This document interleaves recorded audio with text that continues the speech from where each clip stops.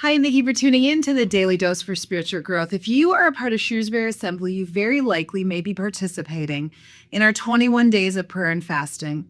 This is something that we do every new calendar year in the month of January to really make sure that as we begin a new year that we are focused and centered on putting God first. Not only do we give things up in fasting, but we also emphasize prayer. What are we doing to grow in our relationship with God? And so this is actually our final week of our 21 days of prayer and fasting. And so I thought it would be interesting this week to focus on the topic of sending. You see, the God that we serve is a sending God. He sends us out on missions. He puts things in our hearts and places dreams in our minds of things that he wants us to accomplish here on earth. And we see this evidence throughout the Word of God. And so this week, I'm going to be highlighting some different people in the Bible that God sent. And maybe it will spark something in you of what God is calling you to do. Maybe even during this fast or in your own beginning of this new year, you've been seeking God for what his purpose is for your life. And so I hope that you're challenged and encouraged by this. But first, I want to start this week by a story from the book of Exodus. One of my roles at Shrewsbury Assembly is I get to work with our teenagers. It's such a privilege to challenge them to grow in their faith at these crucial years. And so beginning this new year, we started a Bible reading plan together. And the whole youth group is reading through the book of Exodus. And just a couple weeks ago, we talked about what I'm going to talk about today, which is when God sent Moses.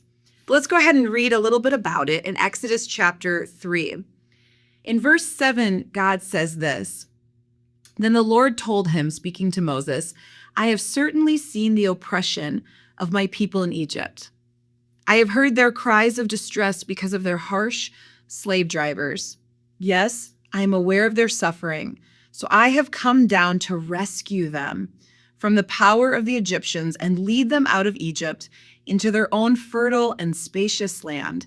It is a land flowing with milk and honey, the land where the Canaanites, the Hittites, the Amorites, the Perizzites, Hivites, and Jebusites now live. Look, the cry of the people of Israel has reached me, and I have seen how harshly the Egyptians abuse them."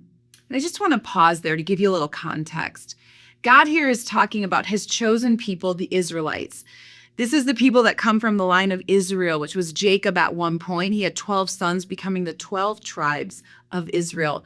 And these are God's chosen people, and yet they were in slavery. Incredible brutality overseen by the Egyptians. And God is saying here to Moses, who also was an Israelite, but had the unique situation of being raised in the Pharaoh's palace in Egypt, that he's saying to him, hey, I've seen and I've heard the cries.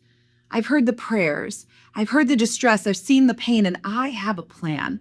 I have a plan of action. I'm actually going to rescue them from their oppressors. And not only that, but I'm going to give them a land they can call their own, freedom, but also a place where they can prosper and grow generations to generations. I can only imagine how Moses must have felt. This is an incredible story. God here talking through the burning bush. That Moses must have been like, oh my gosh, yes, God, this is what we've been waiting for. But then the kicker comes in the next verse. I think something that the reader as well as Moses was not expecting. In verse 10, it says this, "Now go, for I am sending you to Pharaoh. You must lead my people Israel out of Egypt." I think Moses was super on board. Like, he's like, God, this sounds awesome. Until he realized that the planned deliverer, this solution to this crazy problem was him. And we see that in the verses to come. I encourage you to read it, where Moses really protests. He uses every excuse in the book to say, God, surely it's not me. God, I don't think you know who you're choosing. I'm not qualified. I'm not good enough. I don't speak well. He gives off excuse after excuse after excuse. And so I want you to consider today, when you think of what maybe God is calling you to do, maybe things that you know as a believer we're called to do, or something very personal and unique to you that you believe God is calling you to do, have you at times, like Moses, given a bunch of excuses? Some reasons why you think you're disqualified? What I love about this encounter in the Word of God is that God does not back down, but every excuse that Moses gives him, God responds with an affirmation that he will be with him, that he will equip him, that he will go before him, and that he will provide. And I want to encourage you today to go to the Lord and see what God might say to you about how he'll do the same in your life.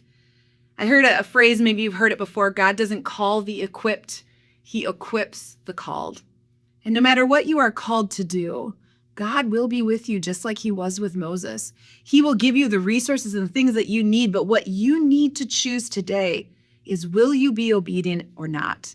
Whatever that might be. If it's as big as delivering a whole people from slavery, or simply walking across the aisle at work and inviting someone to church, lending a helping hand to someone in your community that you know is struggling, or being a light for Christ in your world. I want to encourage you to talk to God about this. And if you have some excuses, feel free to use them, but be sure that God is going to respond, that he will be with you. And this is what he's sending you to do. Hey, I want to thank you so much for tuning in today, and I hope to see you again tomorrow for another Daily Dose for Spiritual Growth.